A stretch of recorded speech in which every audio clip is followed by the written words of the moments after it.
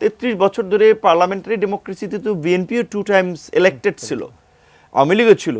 তো আমরা যেটা বললাম কিছু উদাহরণ, র্যাব এবং আর ওই ধরনের আমাদের উচ্চ আদালতের বিচারক নিয়োগের নীতিমালা, এটা তো কোনো সরকার মাথায় আসে নাই যে আচ্ছা এখানে একটা প্রক্রিয়ার মধ্যে দিয়ে বিচারকটা নিয়োগ পাওয়া দরকার। আওয়ামী লীগ আইসা যদি আওয়ামী লীগের লোককে বিচারক হিসেবে নিয়োগ দেয়, বিএনপি আইসা যদি বিএনপির লোককে বিচারক হিসেবে নিয়োগ দেয়, তাহলে এখানে তারা কেমনে ন্যায় বিচার করবে? আর যার কারণেই হচ্ছে এই আপনার বিএনপি ক্ষমতায় থাকলে আওয়ামী লীগের নেতাদের নামে মন করা মামলা হয়, প্লেট চুরির মামলা হয়, এই চুরির মামলা হয়। আবার যখন আপনার আওয়ামী লীগ ক্ষমতায় থাকে তখন আবার তারেক রহমানকে দেশের বাইরে থাকতে হয়, খালেদা জিয়াকে অন্যায়ভাবে জেলে নেওয়া হয়। এটা তো বিচারিক প্রক্রিয়ার মধ্যে দিয়ে অবিচার করা হচ্ছে। তাহলে এইখানের সংস্কার নিয়ে এই 32 বছর তাদের মাথায় এটা বোধোদয় হয় নাই। হঠাৎ করে কি তারা হয়ে যাবে? যদি আমরা ধরি যে বিশেষ করে এখন যে তরুণ যে রাজনৈতিক শক্তি, তারা তো নির্বাচন করতে চায়, অংশগ্রহণ করতে চায়, কিন্তু বিদ্যমান প্রেক্ষাপট বলে ইলেকশন এখন অল্প সময়ের মধ্যে ইলেকশন হলে ওই পুরানো ধাঁচের রাজনৈতিক শক্তিগুলোরই ক্ষমতায় আসার চান্স আছে। সেক্ষেত্রে এই পরিবর্তনটা তাদের দ্বারা হবে বলে আমার কাছে সেটা বিশ্বাসযোগ্য মনে হয় না, আমি যেটা পরিষ্কারই বলবো। কালার এক্সপার্ট, জর্জ স্যাপ এবং মাইল্ড অন হ্যান্ডস টেকনোলজি সমৃদ্ধ অরিক্স ক্রিস্টাল ওয়াশ আপনার লন্ড্রি এক্সপার্ট। দেখেন, প্রধানমন্ত্রী বা রাষ্ট্রপতির বিষয়টা কেন আসলো এবং একই ব্যক্তি দলীয় প্রধান এবং সরকার প্রধান থাকতে পারবেন, এই বিষয়গুলো কেন আসলো? এটা হচ্ছে সর্বোচ্চ পাওয়ার, আপনি যদি নেগেটিভ অর্থে বলেন বা পজিটিভ অর্থে বলেন, পাওয়ার এক্সারসাইজ কিংবা এক্সিকিউট করার হাইয়েস্ট জায়গা, যেটা আমরা দেখেছি যে ওই প্রধানমন্ত্রীর ওই জায়গা থেকে কিন্তু এক ব্যক্তি কিন্তু পুরো স্টেট হয়ে গিয়েছিল। শেখ হাসিনা যাই বলে তাই আইন। শেখ হাসিনার পায়ে আপনার সালাম করে পদধূলি নিয়েই সবাইকে বিভিন্ন পদে বসতে হয়, সে আর্মির হোক, পুলিশের হোক, কিংবা বিসিসিআইয়ের হোক, কিংবা গণমাধ্যম হোক, সব জায়গায়। সেই কারণে বলা হয়েছে যে এরকমের যেন দৈত্য দানবীয় আকার কোনো প্রধানমন্ত্রী ধারণ না করতে পারে। তাহলে প্রেসিডেন্টের সাথে তার ক্ষমতার ভারসাম্য রাখে কিছুটা ক্ষমতা কাট করতে হবে। এবং যেহেতু অলরেডি প্রেসিডেন্ট হিসেবে 2বার বেশি কেউ থাকতে পারবে না, এই বিধানটা আছে।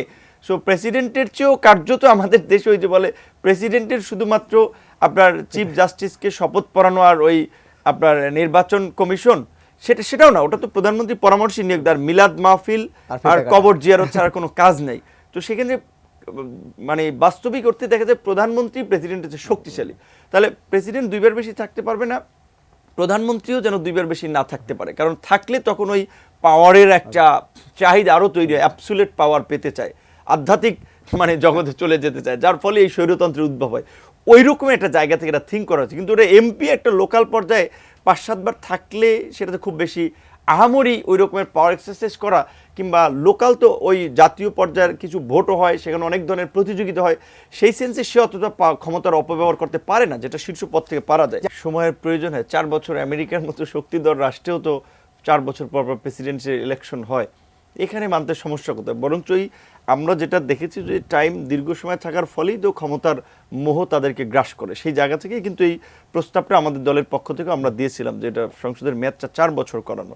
এবং আরেকটা বিষয় আপনি লক্ষ্য করেছেন যে এই সংস্কার কমিশন কিন্তু আপনার যদিও স্থানীয় সরকার বিষয়ক আরেকটা সংস্কার কমিশন আছে, বাট নির্বাচন আপনার সংস্কার কমিশনও কিন্তু এটা মতামতটা দিয়েছে যে জাতীয় নির্বাচনের আগে স্থানীয় নির্বাচন। কারণ হচ্ছে জাতীয় নির্বাচন আপনি দেখেন যে কয়টা জাতীয় নির্বাচন হয়েছে, তারপরে তো লোকাল ইলেকশনগুলো হয়েছে, একটা সিঙ্গেল ইলেকশন দেখাতে পারবেন না যেখানে সরকারের ক্ষমতায় থাকা দলের প্রভাবে যারা প্রতিযোগিতা করেছে হামলার শিকার হয় নাই, মামলার শিকার হয় নাই, কেস মামলা খায় নাই, এলাকা ছাড়ে নেই, এদের পরিস্থিতি তৈরি হয়েছে।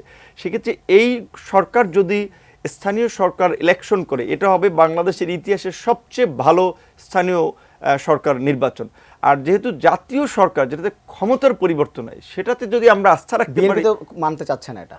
এখন সবকিছু যদি ধরেন বিএনপিকে স্ট্যান্ডার্ড ধরে আপনার জাজমেন্ট করা হয়, তাহলে তো বাকিদের আমার মনে হয় যে মতামতের দরকার নেই। তাহলে বিএনপি কি বলে ওইটা ধরেই বাকি কাজ করা উচিত, যেটা সংখ্যানুপাতিক নির্বাচনের ক্ষেত্রে বিএনপি একমত হচ্ছে না দেখে তারা বাস্তবায়ন করতে পারবে না। স্থানীয় নির্বাচনের ক্ষেত্রে আপনি গণভোট, এখন আপনার সংবিধান তো ফিরে এসেছে, আপনি গণভোট নেন যে লোকজন চায় কিনা, এবং জাতীয় নির্বাচন ক্ষমতার পরিবর্তন হয়, সেইটাতে আপনি এই সরকারের প্রতি আস্থা রাখতে পারতেছেন। স্থানীয় নির্বাচন তো আপনার সমস্যা হওয়ার কথা আমরা দেখি না। তো সেই ক্ষেত্রে আমার মনে হয় যে স্থানীয় নির্বাচন এই সরকার যেটা সবচেয়ে দুর্বলতা, যেটা বলে আসলে ওনাদের কি মানে এত সাপোর্টের পরেও তাদের যে গার্ডসটা থাকা দরকার, স্ট্রেংথটা থাকা দরকার, সেটা আসলে তাদের কোনো কাজকর্ম এখন পর্যন্ত দেখি নেই। স্থানীয় নির্বাচন করবে যেমনটি আপনি বলছিলেন যে এখানে সংস্কার এরা বাস্তবায়ন করবে কারা, আমি কিন্তু আগেই বলেছি এটা একটা কেয়ারটেকার গভর্নমেন্ট না, একটা অস্বাভাবিক সময়ে জাতীয় ক্রাইসিস এবং ইতিহাসের সবচেয়ে বড় একটা ক্রাইসিসে এই সরকার দায়িত্ব নিয়েছে। বাম, ডান, বিএনপি, জামাত, আর্মি, পুলিশ সবাই সমর্থন দিয়েছে। এই সরকারের তো শক্তিটা একটা নির্বাচিত সরকারের চেয়ে বেশি ছিল, তাহলে তারা কেন বাস্তবায়ন করতে পারছে না? কেন পদক্ষেপ নিতে ভুল করছে?